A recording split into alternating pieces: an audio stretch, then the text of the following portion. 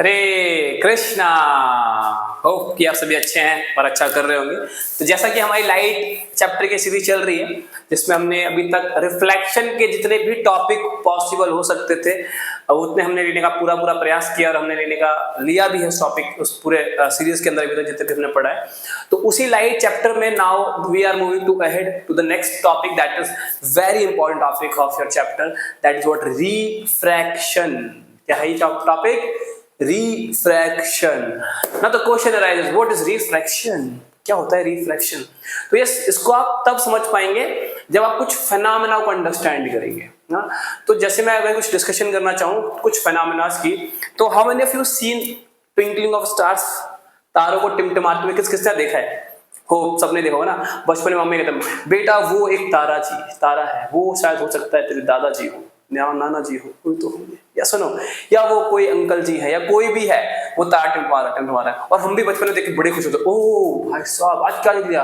अब जब हम उसको देख ले समझ लेते तो हम मम्मा को बुलाते, मम्मा देखो वो वाला तारा ज्यादा चमक रहा है, वो तारा ज्यादा चमक रहा है ना, लाइक। तो वो क्या है? ट्विंकलिंग ऑफ स्टार्स होता है। क्या होता है वो? Twinkling of star.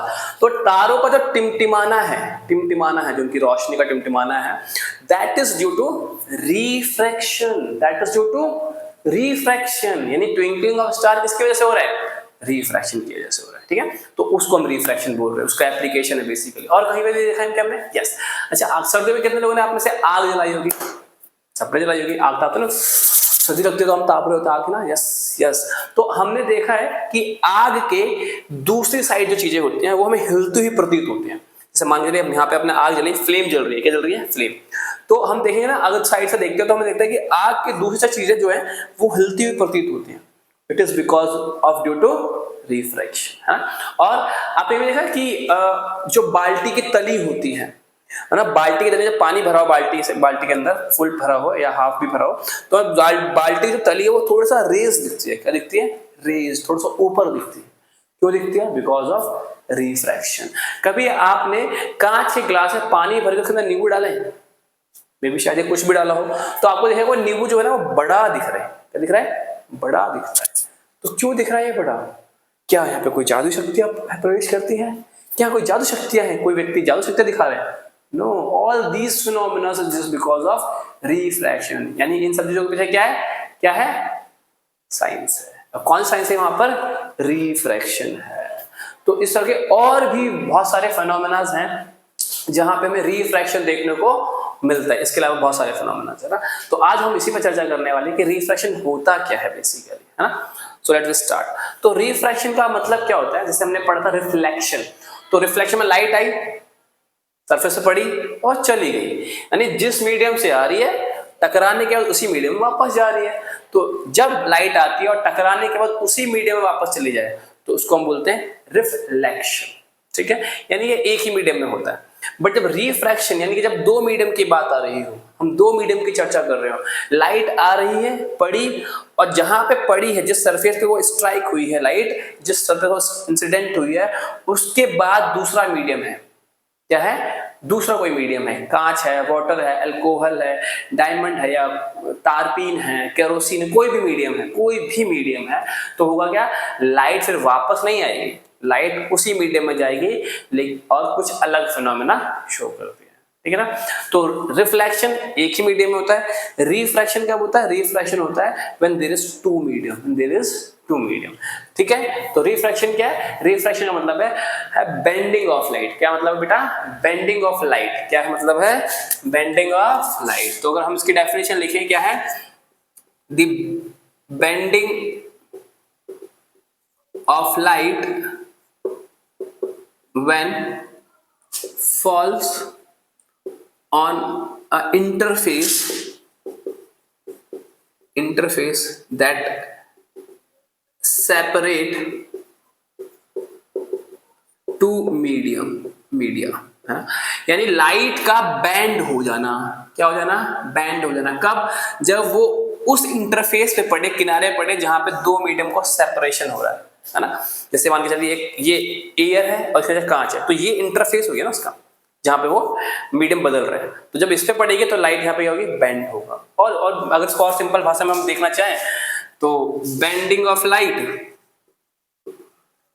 bending of light when light travel from one medium to another, है ना। जब लाइट एक मीडियम से दूसरे मीडियम में ट्रैवल करेगी तो लाइट बेंड हो जाती है, और इसी फिनोमेना को हम क्या बोल रहे हैं, रिफ्रैक्शन बोल रहे हैं। क्या बोल रहे हैं बेटा, रिफ्रैक्शन बोल रहे हैं, ठीक है। तो अब इसको हम डायग्राम की हेल्प से समझने का प्रयास करते हैं। तो लेट सपोज ये कोई आपका ग्लास स्लैब मान लीजिए, या कोई भी एक मीडियम मान लेते हैं, है ना, मीडियम 2, सेकेंड मीडियम, ये कौन सा मीडियम, ये मीडियम 2 है। और यहाँ पे जो इसके ऊपर है वो कोई मीडियम 1 है, कुछ भी हो सकता है, मीडियम 1। लेट सपोज एयर या ग्लास में मान सकते हैं फॉर सिंपलिसिटी, ठीक है। अब हो क्या रहा है कि लेट सपोज हमने इसको मान लिया ये एयर, ये ग्लास फॉर सिंपलिसिटी, बाकी इसके अलावा कुछ भी हो सकता है। अब लाइट क्या है कि लाइट इंसिडेंट हुई, कैसे इंसिडेंट हुई, ऑब्लिकली, ये लाइट इंसिडेंट हुई, ठीक है, ये लाइट इंसिडेंट हुई।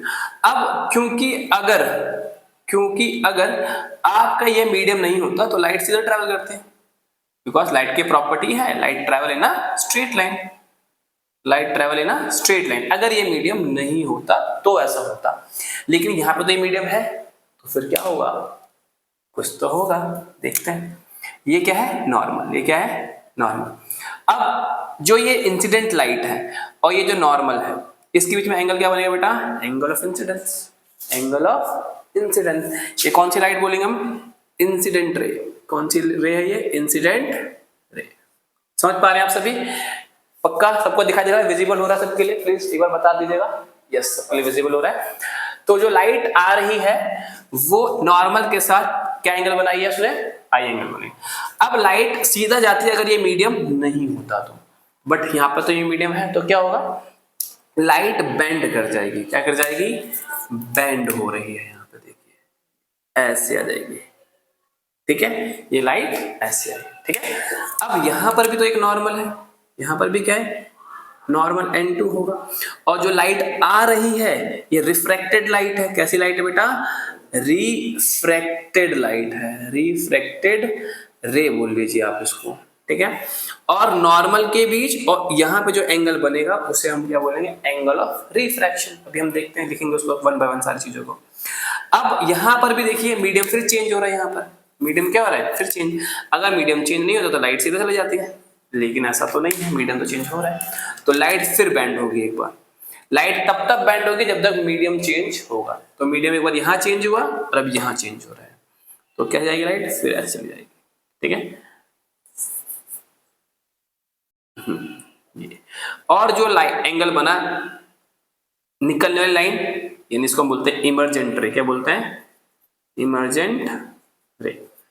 और नॉर्मल जो यहाँ पे एंगल बनता है उसे बोलते हैं एंगल ऑफ इमर्जेंट। क्या बोलते हैं, एंगल ऑफ इमर्जेंट। तो आई को क्या नाम दिया गया यहाँ पर, यहाँ बोला गया angle of incidence, angle of incidence, ठीक है। और आर को क्या नाम दिया गया, angle of refraction, angle of refraction. और ई को क्या नाम दिया गया, angle of emergent, angle of emergent, ठीक है। हाँ, और आप थोड़ा डायग्राम ऐसे बनाइए, क्योंकि जो इंसिडेंट रे है जो आती है बेसिकली, और जो निकलने लाइन है लगभग ये क्या होती है, पैरेलल ही होती है। क्या होती है, दोनों पैरेलल होती है, ठीक है। अब लाइट जो ऐसे आ रही थी, फिर वो थोड़ा मुड़ी, फिर वो और मुड़ेगी। तो हम देख रहे हैं लाइट का जो ओरिजिनल पाथ होना चाहिए था, लाइट उससे डेविएट हो गई है। क्या हो गई है, डेविएट। और ये डेविएट हुई क्यों है, डेविएट होने का रीजन, मतलब डेविएट हुई क्यों है, क्योंकि यहाँ पर रिफ्रैक्शन यानी कि बेंडिंग हो रही है लाइट। क्या हो रही है, बेंडिंग। तो इसलिए लाइट यहाँ पे हो गया अपने एक्चुअल पाथ से थोड़ा सा हट गई है। और जो ये हटी है, जितनी दूरी से हटी है ये, उसको हम बोलते हैं lateral displacement, cap small T. क्या बोलते हैं उसको हम, इस जो ये दूरी इनके बीच में आ चुकी है और पैरेलल कहीं मिलेगी भी नहीं, इसको हम बोलते हैं लेटरल डिस्प्लेसमेंट, लेटरल डिस्प्लेसमेंट बोलते हैं, ठीक है। ओके, तो समझ में आ गया आपको, ठीक है। अब now the question is that कि लाइट यहाँ पे बैंड क्यों हुई है, ऐसा क्या हुआ यहाँ पे कि बैंड हो गई लाइट। एक्चुअली यहाँ पे हमें सिंपल से पता है कि यहाँ पे जो पार्टिकल्स है वो अलग तरीके से बिहेव कर रहे हैं, यहाँ पार्टिकल अलग तरीके से बिहेव कर रहे हैं। तो क्योंकि यहाँ पे मीडियम का अंतर है, किसका अंतर है? मीडियम का अंतर है। और मीडियम में अंतर है जिसकी वजह से जो लाइट की स्पीड है वो भी क्या है? अलग अलग है। तो कई बार क्वेश्चन पूछा जाता है कि रिफ्रैक्शन होता क्यों है? तो रिफ्रैक्शन बेटा इसलिए होता है क्योंकि लाइट की जो स्पीड है वो अलग अलग मीडियम में अलग अलग है।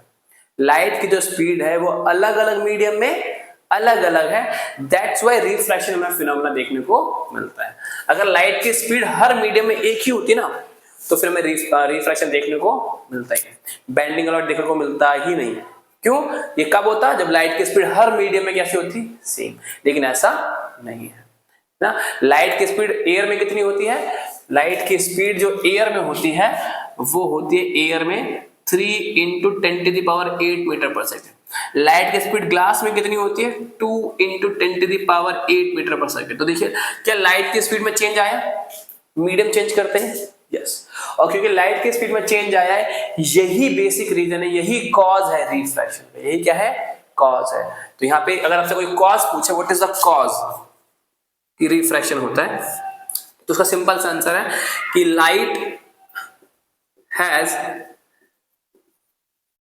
Different speed in different medium that causes refraction of light। तो लाइट की स्पीड अलग अलग मीडियम में क्या है? अलग अलग है, इसीलिए क्या होता है? रिफ्रैक्शन हमें देखने को मिलता है। समझ पाए आप सभी? यस और नो? यस। तो हमने देखा आती हुई लाइन, फिर रिफ्रैक्टेड, देन इमर्जेंट लाइन, और इनमें कुछ अंतर आ चुका है, that is known as lateral displacement. ठीक है, तो ये होता है रिफ्रैक्शन। ये क्या होता है? रिफ्रैक्शन। अब इसके दो लॉ है, लॉ ऑफ रिफ्रैक्शन जिसको हम बोलते हैं, क्या बोलते हैं? Law of refraction. तो व्हाट आर दोज लॉज? तो हम उसको देखते हैं। ठीक है,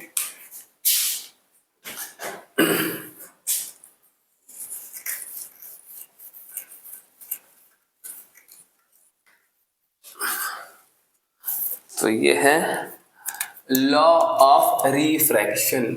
law of refraction.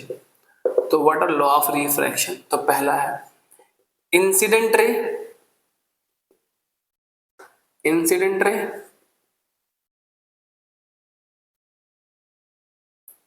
Refracted ray and normal all lie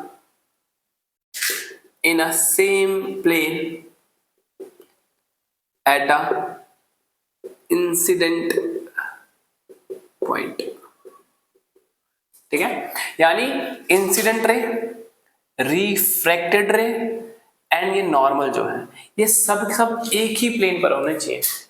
समझ पाए? एक ही प्लेन, ये एक पूरा प्लेन है अपने आप में, तो यार सबका सब इसी पर ही होना चाहिए।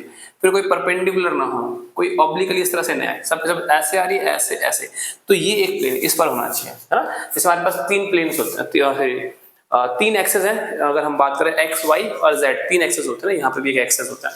तो या तो वो ये प्लेन हो सकता है ना, या तो ये वाला प्लेन हो सकता है, या तो फिर वो ये वाला प्लेन हो सकता है।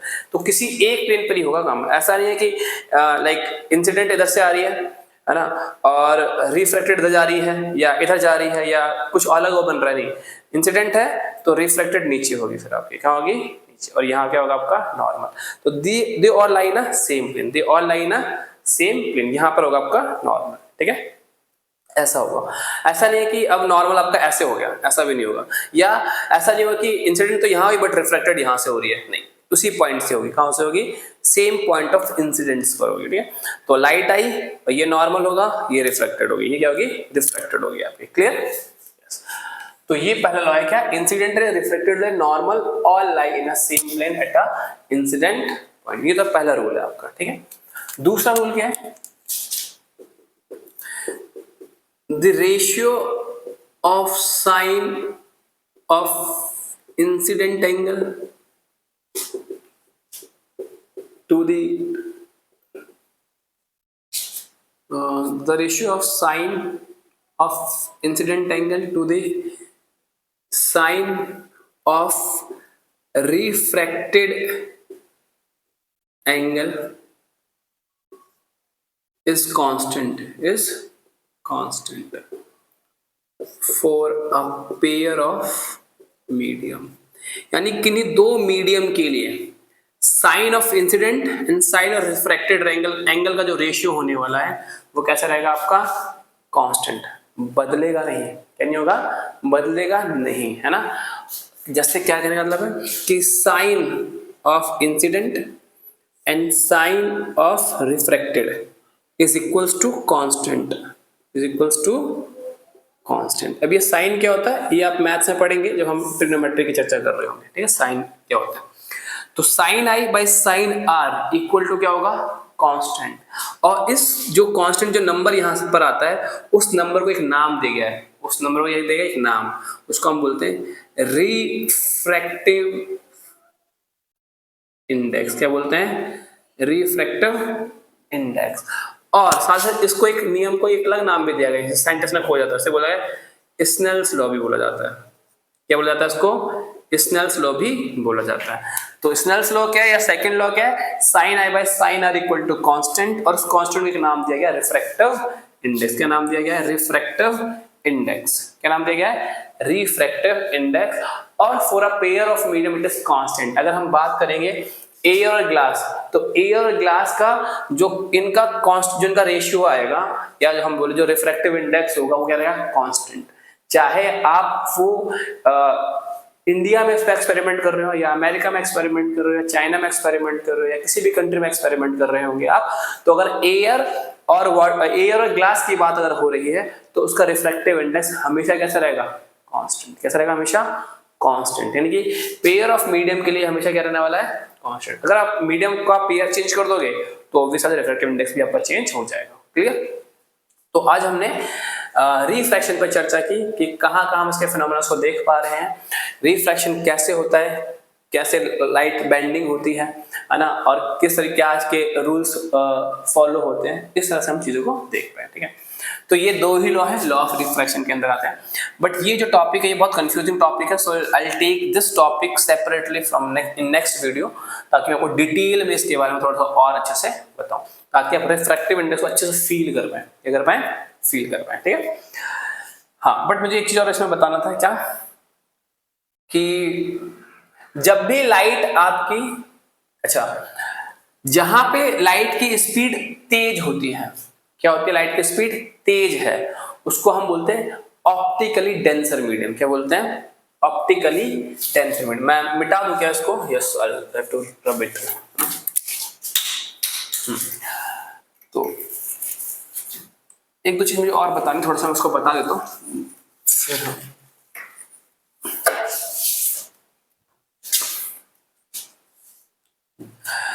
तो light of speed is faster.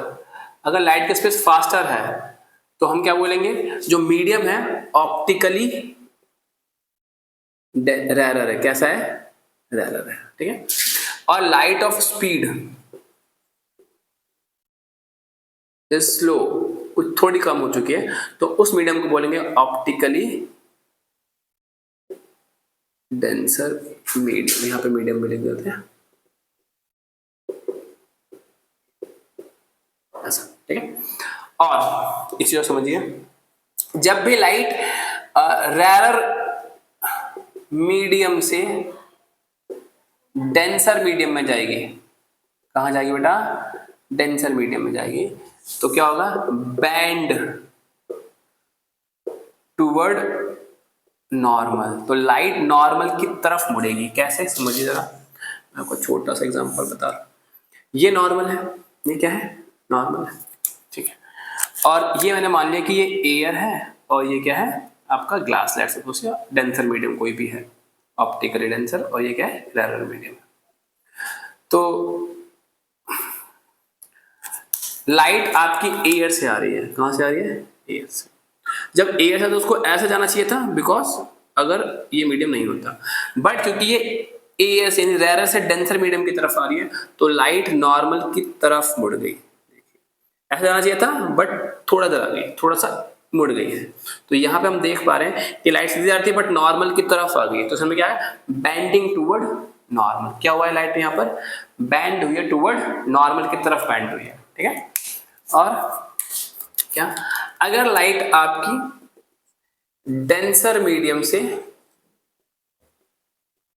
Medium to rarer medium जाए, रेरर मीडियम की तरफ जाए तो क्या होगा, तो क्या होगा, लाइट हो जाएगी अवे फ्रॉम नॉर्मल, यानी नॉर्मल से क्या हो जाएगी, अवे, दूर हट जाएगी। कैसे दूर हटेगी समझते हैं उसको भी।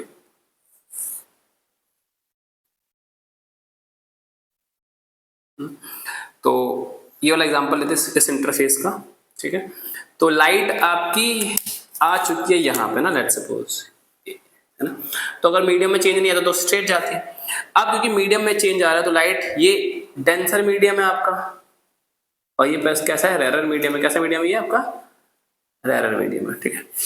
तो होगा क्या, लाइट से डेंसर बढ़ी, क्या होगा, अवे, यानी नॉर्मल से पास आई थी इस केस में, अब नॉर्मल से दूर हो गई। तो ये कब होगा, जब लाइट डेंसर से कहां जाए, रेरर मीडियम में जाए, यानी अवे फ्रॉम नॉर्मल, ठीक है। तो आज हमने बेसिक रिफ्रैक्शन समझ लिया क्या होता है, यस और नो, यस। तो प्लीज इस वीडियो को अगर कहीं पर दिक्कत हो दोबारा पीछे से रिवाइंड कीजिएगा, देखिएगा चीजों को लेके, और फिर भी अगर कुछ रह जाए तो yes, we are there to help you, इसलिए तो हम ऑनलाइन आए हैं, यस सुनो।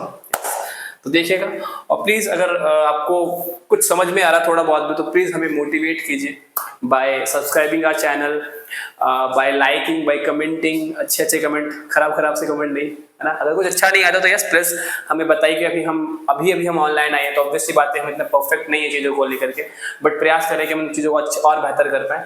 तो अगर आपको कोई चीज़ समझ में नहीं है या कुछ हमें इम्प्रूव करने की कहीं पर आवश्यकता है, तो प्लीज़ हमें बताइए कि हमें यहाँ पे इम्प्रूव करना चाहिए, यहाँ पे इम्प्रूव करना चाहिए। So we try to improve those things, ठीक है।